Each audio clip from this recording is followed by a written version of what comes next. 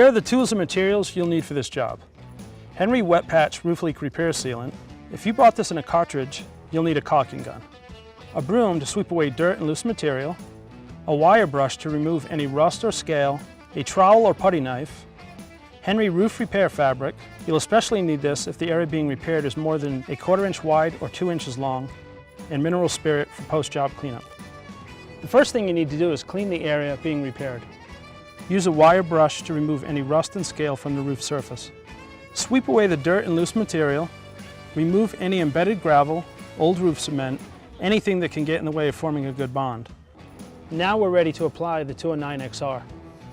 Using a trowel or putty knife, apply 209 XR about 1/8 of an inch to 1/4 of an inch thick.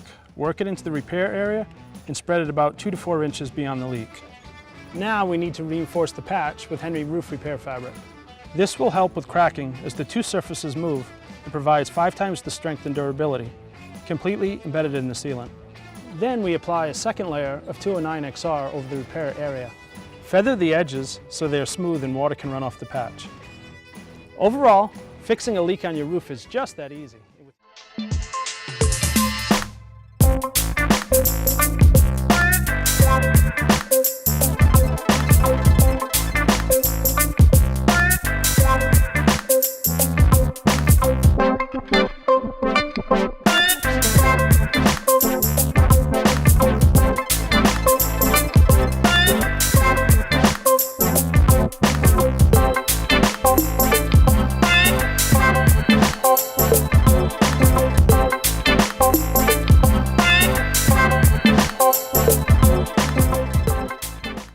Right here you can see we have a broken tile here. These are common on all roofs, and if you fix them, flash them, seal them, replace them soon enough, you can avoid costly repairs. But you have to fix them before your felt paper goes bad. So on this particular house, the homeowner did not get to them soon enough because they were unaware of them, and by the time I came out, the felt paper was bad underneath. And so over here, there are actually 2 leaks on this roof that I am repairing. I've already repaired the one and replaced all the felt paper. But you can see here is the where the leak entry point happened through the tile. It tucks up underneath the old felt paper above. See how my new one tucks underneath the old one and the new one? You see that? That's important. And so that helps keep the new felt on every single course waterproof. Okay, so again, next one up overlaps the new down below and tucks up underneath the old and the new above. Always tucking up underneath the old felt paper above. This is absolutely essential to prevent any water from these large metal cap nails, felt nails, to hold the felt in place. This is also another very important tip, because if you use the cheap plastic ones, they will deteriorate fairly quickly over a short period of time, and they will no longer hold the felt paper in place, and they can actually cause leaks by pulling through once the plastic cap has deteriorated. These galvanized metal caps will never deteriorate as long as the roofing is intact. Okay, they don't rust out. As far as this tile goes, I will flash this and seal it. I don't have replacement tiles for this. These are old Celotex Marley tiles. Notice that the wave in these tiles is slightly offset to this side, and there are no other tiles on the market today unless you have these exact tiles. There are no other low profile S tiles that will fit and integrate with these. They cannot be replaced. They're obsolete, and unless you find some on somebody else's roof or in a boneyard, you're going to be out of luck and you'll have to repair these tiles. So that's what I'm planning to do today. I'm planning to seal up this crack when I put that tile back in, and I will put a metal flashing over it as well to bridge these cracks. Alright, so here's a quick little tip on how to support a broken tile right in the middle of the break. You can see I've got a couple of pieces here. I'm going to go ahead and glue these together, put them underneath the middle of the brake, and I'm going to put this tile in here like this. I'm going to glue this one in place. I'm going to have these two pieces glued together and glued underneath there to support this. The problem with cracked tile is that a lot of times you have no way to support the brake when you glue it together and when you flash it. So that's how it's going to go together, just like that. Those pieces underneath glued in place will support this crack. I can seal along here, and I can seal across here. I can seal down this crack here to the other half that goes in here. I can glue this tile to the nailed full piece underneath so this piece will not slide out, and then I'll flash the whole thing with a piece of flashing that comes down past the brake, possibly the whole thing. So that's how you support a tile that's been shattered or broken in the middle with some extra debris that you might have on the roof. If I glue these in place, they'll never go anywhere, and they'll always support that tile, and they'll always support that repair. Alright, so here you can see I have glued this seam shut and then sealed it down past the brake area. You can see I've glued that tile together across there.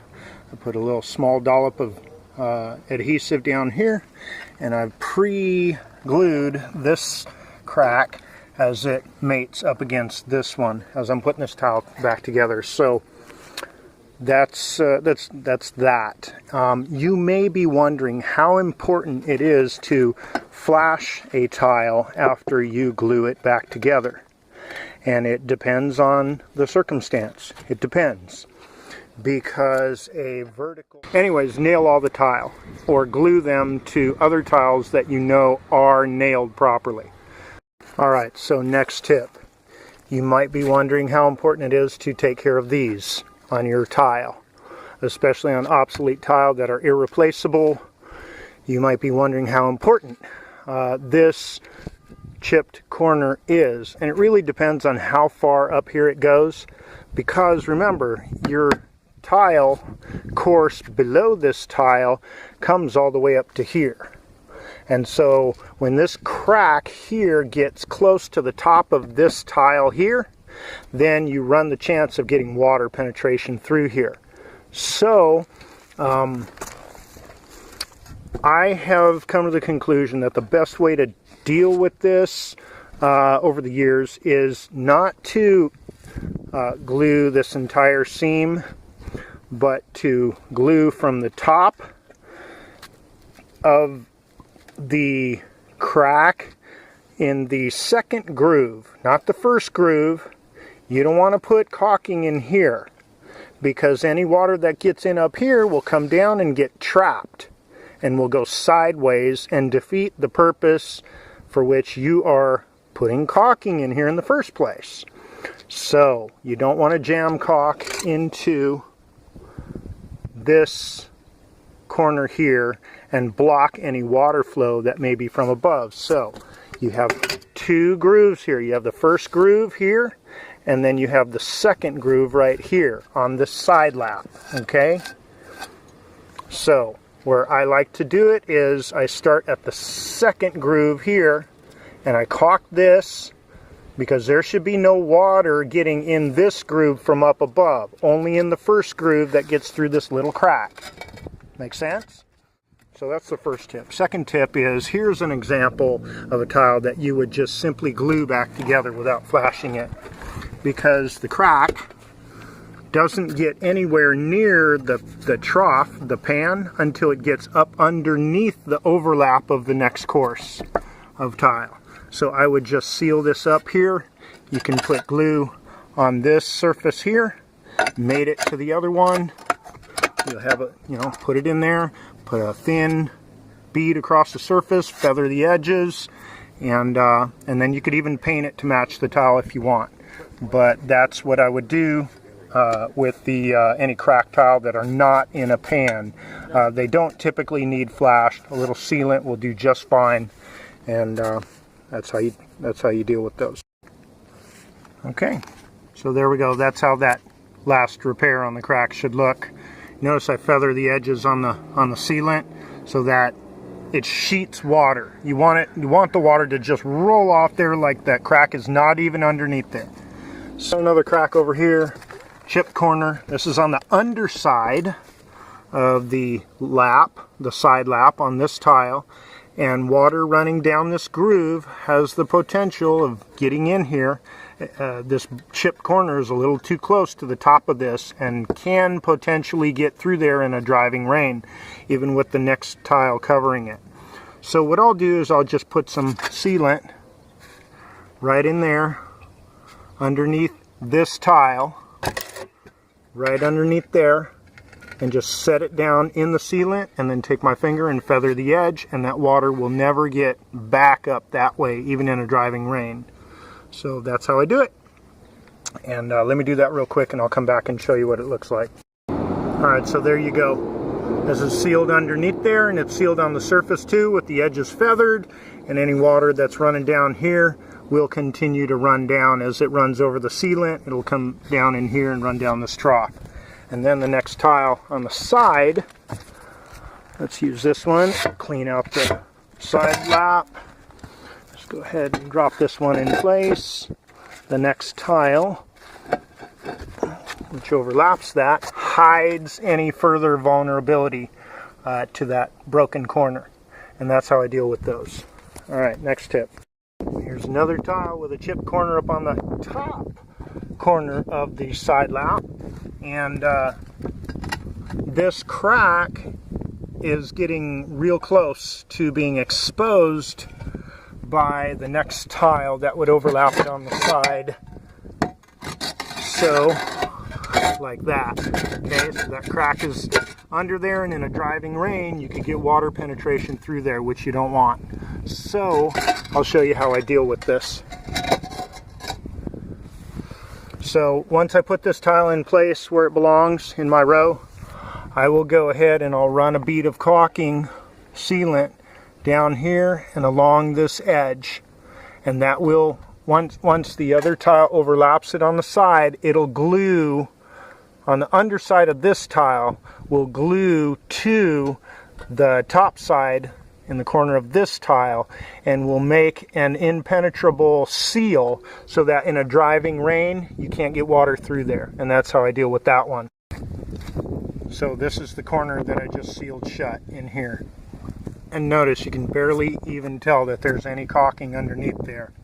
You do not need to seal this entire groove unless the water channel underneath this one, underneath here, is completely blown out. Then you need to seal the entire groove to prevent water from getting in there at all. Okay? As long as this channel is still intact, the full length of this tile underneath here, do not seal this seam, because you will trap water inevitably and cause a leak instead of preventing one. These seams are left open intentionally, and you can see there are ridges on this water channel to keep the water running down and prevent it from going sideways. So you want to leave these channels open for water flow.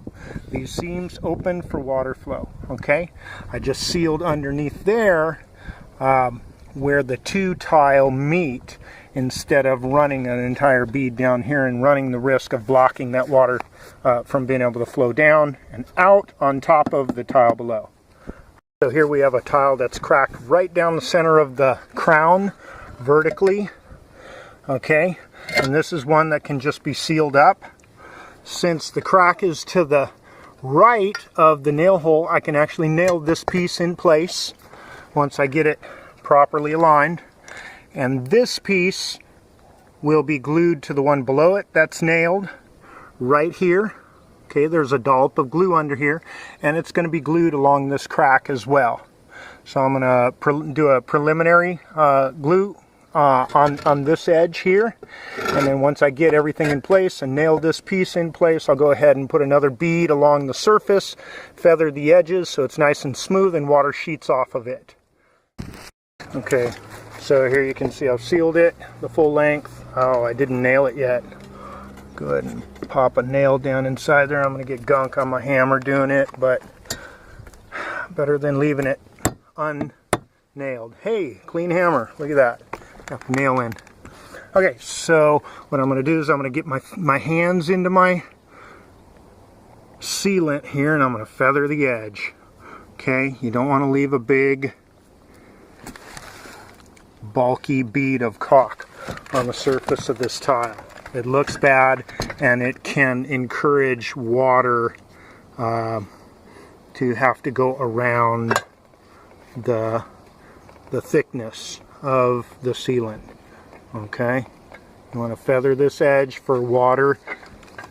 Odd seal, thickest in the middle where the crack is. Remember, there's sealant down inside the crack as well, and this should be just fine for a long time, probably 5 to 10 years.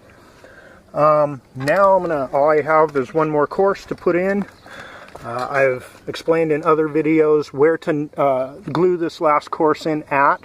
You obviously can't nail it because the manufacturer's nail hole is covered. You can see by the lap here, that nail is covered, so you can't nail underneath the other tile.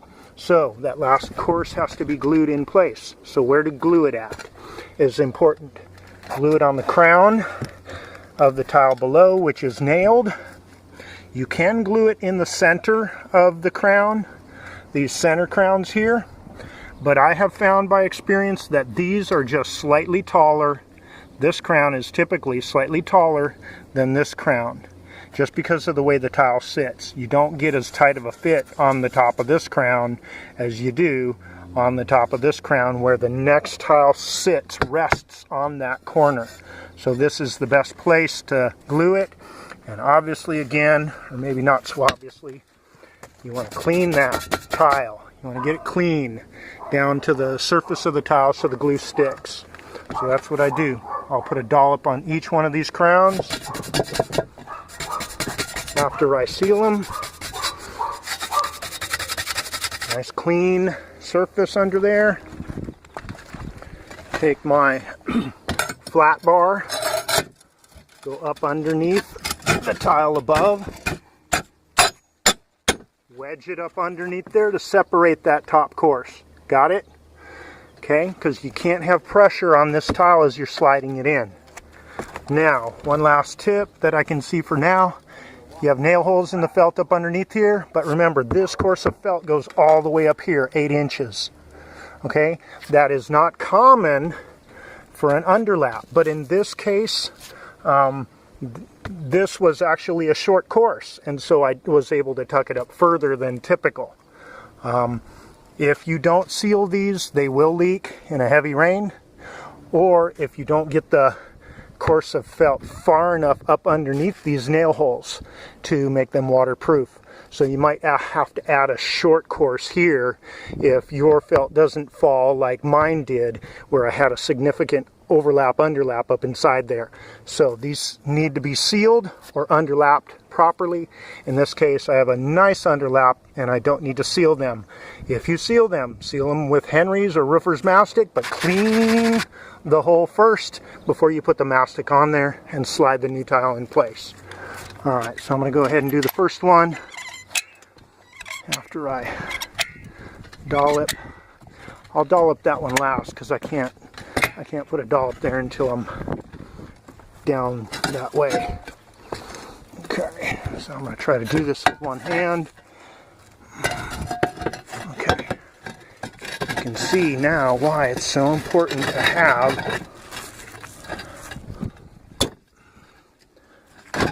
the weight off of these in order to get them up underneath there.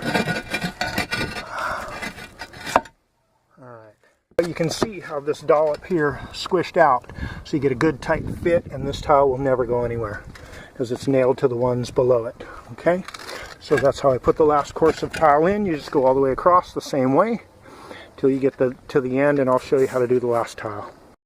Okay, so typically you will have to move whatever wedge you put underneath those tile.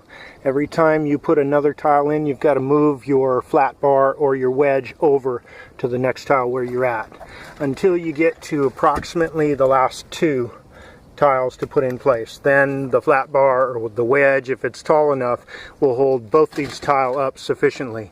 Otherwise it's too far away from these in order to hold these up. So I've got a dollop there. I'm going to go ahead and grab my last two tiles, slip them in there for y'all to see.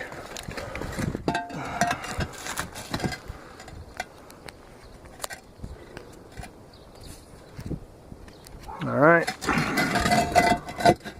that one's in and sealed, glued in place.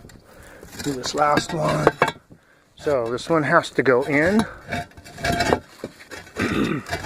It goes under on the side first, like that, and then I can slide it up. And that is why I didn't put any sealant here yet, okay? Because it would have just pushed it out of the way and wouldn't be holding, or glue wouldn't be holding the tile properly. So I'm going to put a little dollop up there. This tile is nailed. This one is not. So this is nailed to that one. Pull my lever, pull my wedge out of there. That's now tight and sealed. And I'm going to put one small dollop underneath that last little corner right there, right in there, and then pull that out. That's nice and tight. Now those tile won't go anywhere, and that's how you replace the last course of tile. I'll come to go. You can see I have pre-shaped my 8x10 tin shingle to the shape of the tile. See how well that conforms to the shape of the tile. You just keep bending it until you get it to the shape of the tile. I've got my wedge in there to separate that. Now I can tuck this up underneath there. I only need one of them to span both crowns, and so this will tuck up underneath there just a couple inches, and it will bridge the crack down here as well, for obvious reasons that we talked about earlier. So before I put it in place, and just put a dollop of sealant right here, just a little more here, a little bit down this crown here. That will come in contact with the underside of the crowns on the piece of metal, and just slide it up underneath there. Make sure you don't go too far, and then you just press it down into place. Make sure it's coming down past the crack. The crack is right about in here now. And then I'm going to pull my flat bar out, and then it's basically done. All I got to do is detail paint that tan to match the tile, and I'm good to go. You'll never even see that from the ground.